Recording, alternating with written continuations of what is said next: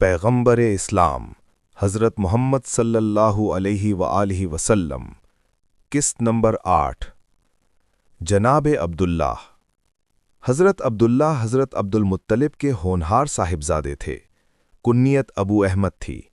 आपकी वालिदा माजिदा का नाम फ़ातिमा था, जो उमर बिन आयद बिन उमर बिन मखदूम की साहिबजादी थीं। आपके कई भाई थे, लेकिन सबसे ज़्यादा अबू तालिब को बड़ी अहमियत हासिल थी।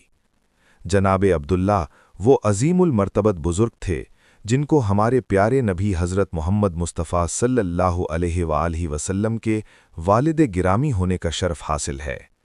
आप निहायत मतीन, संजीदा और शरीफ तबीयत के इंसान थे, और न सिर्फ जलालत नसब बल्कि मकारिम अखलाक की वजह से कुरैश के नौजवानों में इम्तियाज़ की नज़रों से देखे जाते थे। हरकात, मौज़ू और गुफ्तगू किरदार में अपनी नहीं रखते थे।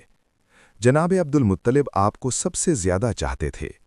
एक दफ़ा का जिक्र है कि हज़रत अब्दुल मुत्तलिब ने नज़र मानी कि अगर अल्लाह ताला मुझे 10 बेटों से नवाजेगा तो मैं उसमें से एक को अल्लाह की राह में कुर्बान कर दूंगा। इसकी तकमील के लिए हज़रत अब्दुल्लाह को ज़बह करने चले तो लोगों ने हाथ पकड़कर रोक लिया और कहा कि आप कुर्बानी के लिए कुरा डालें, जिसका नाम आएगा उसकी कुर्बानी दे देना।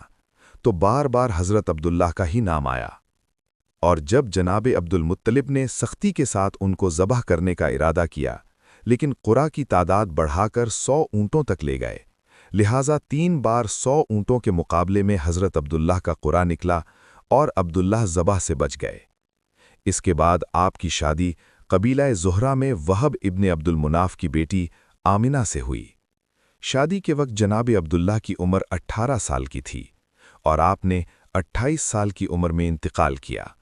मौरिखीन का कहना है कि आप मक्का से बवजह तिजारत मदीना तशरीफ़ ले गए थे और वहीं आपका इंतकाल हो गया। आपको मकाम अबवा में दफन किया गया था। आपने तरका में ऊँट, बकरियां और एक लौंडी छोड़ी, जिसका नाम बरकत उर्फ उम्मे ऐमन था।